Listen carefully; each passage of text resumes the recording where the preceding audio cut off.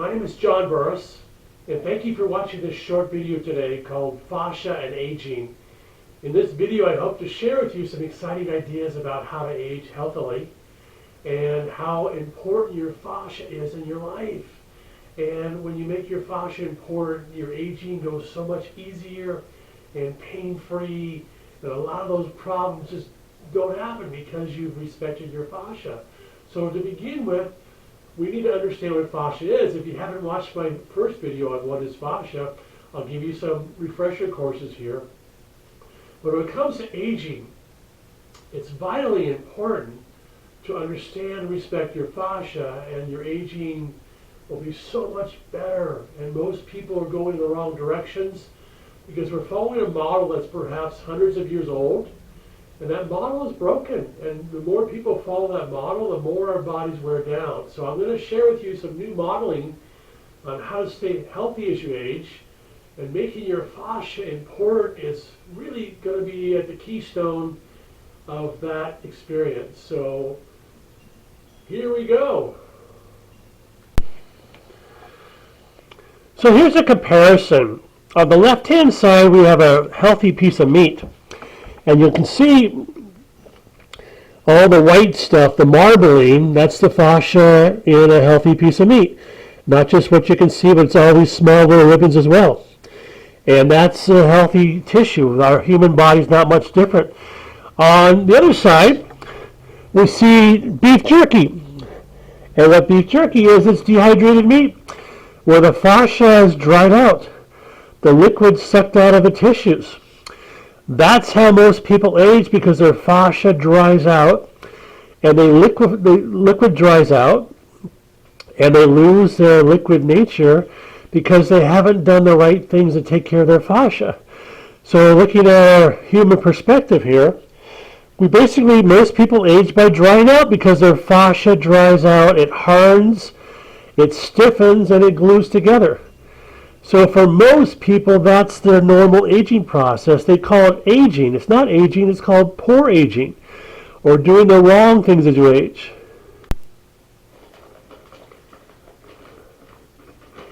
So another way to look at fascia is, if these yellow sponges were the muscle in the body, and the surrounding plastic where the fascia that encases it, it should be liquid. Because you can see there's liquid in here. It's a unit of liquid material, and it has life and movement to it. What happens over time is same thing. These yellow sponges are the muscle tissue, and then the liquid's gone. It's like shrink wrap.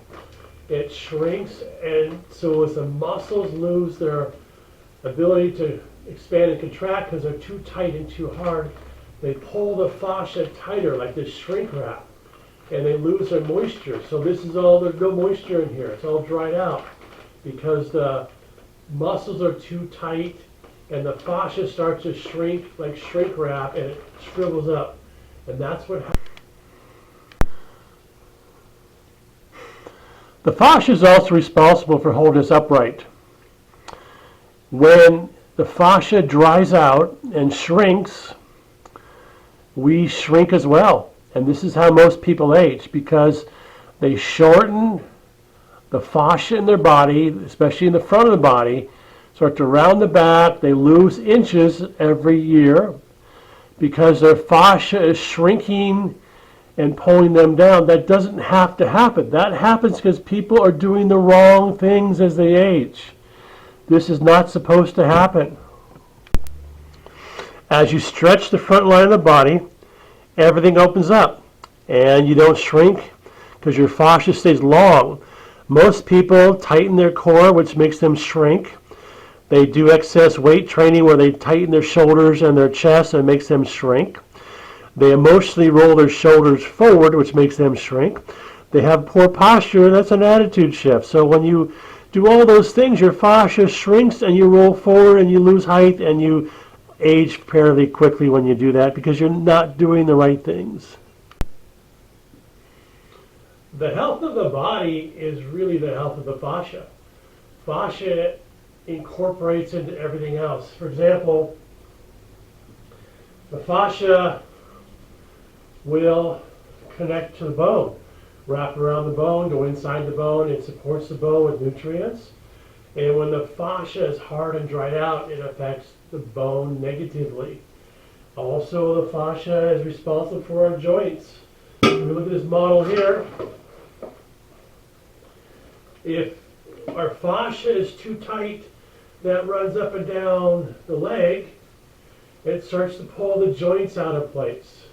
So you might start having a hip issue or a knee issue or an ankle issue because your fascia running through the body is too tight because of an old injury that never gotten taken care of, or too much fitness training or whatnot. And what happens is people start to blame it on age. Oh, I'm just old. What I've seen over and over again, most people by the time they get to 40, they're tired and they're old and they're heavy because their fascia has worn out, because it's dried out and it's glued together, it's fused together, and their joints are aching with them. So what happens is, if your fascia, the saran wrap that runs through the body, is too tight, it throws your joints off. So instead of having a healthy joint that lines up correctly, it starts to be misaligned. So it doesn't line up correctly. It's called misalignment. And then people start giving these medical diagnoses. Oh, you have osteoarthritis. All that is your alignment is off because your fascia is too tight and it's too hard and the joints aren't seated correctly. So anytime you start hearing issues with, oh, I have a hip issue or bone on bone, it's all about your fascia, and we blame it on aging. Aging has nothing to do with it. The fact that these are happening is because people are aging poorly. They're doing the wrong things as they age because we have a wrong model that's perhaps 200, 300, 400 years old that teaches it incorrectly. Here's a model of the shins. When we have all this excess hiking, running, jumping, and all these shin muscles, here's the foot here, and all these muscles along the side of the leg, they start to fuse together. And they don't work as muscles anymore. They become petrified tissue. What happens is most people their age, their fascia becomes petrified. That means it loses its elasticity, liquidness, and becomes hard as stone. You think it's bone, it's not bone, it's hardened, dead fascia tissue because most people are doing the wrong things as they age. Those shin issues cause issues in the knees and the hips and upper body and whatnot. And you also hear people say, well, I'm shrinking as I age. That's not because you're aging, because you're aging poorly. You're doing the wrong things. All these vertebrae along here in the spine here, they're supported by fascia. If your fascia is hard and dried out and shrunken, it pulls the spine together. And you start to lose verticality. You start to lose space in your spine because your fascia is too hard. Another model here is, if these are the vertebrae of your spine, and the fascia and muscles on the outside, the more your fascia hardens and dries out, the more these vertebrae squeeze together and squeeze out the liquid in your disc, and you lose space and inches. And people say, well, it's because I'm old. It's not because you're old, because you haven't done anything for your fascia in your entire life. So your fascia is drying out, it's shrinking, and it's hardening. And it's not necessarily your fault because we have a bad model. The model's 100 years old, and it focuses on hardening the body and doing all kinds of harmful things. So what I've seen over my many years in the health business and my own personal journey is fascia is really important, but most of us are mistreating it, and we're calling it aging. When those bad things start happening, we say, oh, it's just aging. It's not. It's called poor training in life. So as you can see, fascia is incredibly important. When our fascia gets hard, tight, rigid, and dried out, we blame it on aging, and we've been doing the wrong things most of our life. And we become a victim of aging, a victim of our body, then we start to develop all these issues in our body. We call them arthritis or bone on bone or whatever name you want to give it. It's all because your fascia has shrunken and dried out. And it started out when you were born in a healthy state, and the more you go through life, the more you mistreat it, it becomes unhealthy. And there's ways to correct that. So first we need to acknowledge the importance of fascia. And I think we've done that already. Now I'll explain the several reasons how our fascia becomes tight and rigid. So number one is lack of movement. People who don't move have harder, tighter, drier fascia because muscle movement creates heat, which keeps the fascia around the muscle tissue warm in a warm state. So that's important to keep moving in your life. The problem is most people move the wrong way. Most of the movement in our culture is contractive movement. We need to move expansively. What I mean by that, if you go to the gym, everybody's tightening, hardening, they're grinding away, and they're making their body harder and denser and shorter. So those kind of movements create tight, hard, rigid, glued together fascia. So lack of movement's one way that the body dries out. The second way is from injuries that never get taken care of. So if you have an ankle sprain when you're 10 years old playing soccer, and you never get it taken care of, you just walk it off or run it off, you rest it for a week with ice, the fascia tissue in your ankles and shins are going to glue together and fuse together, causing perhaps a limp, a disruption in the mobility of your leg, and a misalignment. And down the road, it's going to lead to knee issues, hip issues, back issues down the road because your body's now misaligned. So most people either don't know how to take care of their injuries correctly because we don't have a system that teaches the importance of fascia, and most people don't care. They don't know. I'll give you some examples here. One of the clients I worked on, in my thousands of clients I worked on, was a young man who just got out of medical school. He's going to be an orthopedic surgeon, and he had a back problem. And I explained to him his back was coming from a twisted ankle that he had when he was growing up as a kid playing sports. That led to a spiral leg, led to a back problem. And he said to me, "Why don't we learn this in medical school?" And you know what I told him?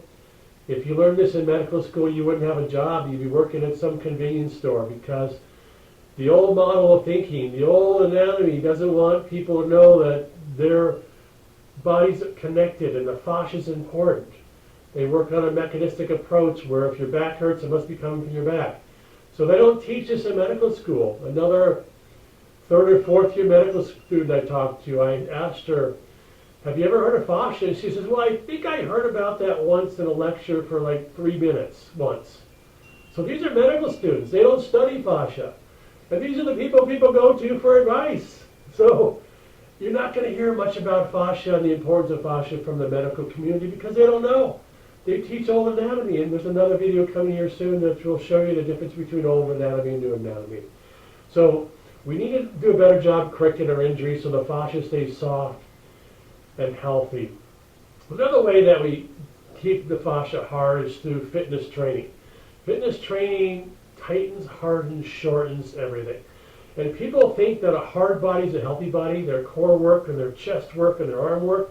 A hard body is a dried out, prune-like body. Of all the thousands of bodies I've worked on in my life as a body worker and massage therapist, the people who are the most fit are not necessarily the healthiest, because their bodies feel like beef jerky, because their tissues dried out, and their shoulders are rolled forward, and they're shrunken in their frame, and their hip issues, and knee issues.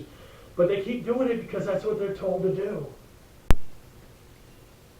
Another way we tighten our fascia up and it dries out, we call it aging, is called repression. We use our own muscles to hold back the energy of emotion, and when we use that, the fascia goes with it, so we get wrinkled faces and wrinkled necks because we're holding back energy, and the fascia will shrink as the muscles shrink. So repression is another form of doing that. So that's another way that the fascia shrinks and ages, and we call it aging. And so the last way is called stress. Stress is really fear. When you're under stress, muscles shrink, and as muscles shrink, they pull the fascia tighter too. So the more we don't deal with our stress issues or fear, and there's lots of ways to do that, I won't get into that today, but your body will shrink and harden and stiffen the more stress you experience. That's why I encourage things like yoga and body work and massage therapy, because it helps to get out the goo in the body where everything's frozen together. So we see what happens to fascia if we don't take care of it. So the important thing is we need to get on a new pathway and start to understand our body in a different way and really reconfigure our own anatomy and our perception of our own body. So what I think is important to healthy bodies are really two important things. First, expansive movement. You have to expand. Most movement in our culture is contractive. It hardens us, it tightens us, it glues us together. If you do that over time, you'll be hard, tight, shrunken, stiff, and dried out. But that's what most people do, and they think that's healthy. Then all these problems start to develop, and they don't know why, because they've been mistreating their body their entire life because that's what they were told to do. So expansive movement's important. It could be yoga, it could be things like Feldenkrais, or just stretching, or dancing, or whatever that takes. You've got to do movement that's expansive more than contractive movements. Most people, when they go to the gym, they're tightening, hardening, stiffening, and contracting. That's going to lead to a degenerative body and hardened fascia over time.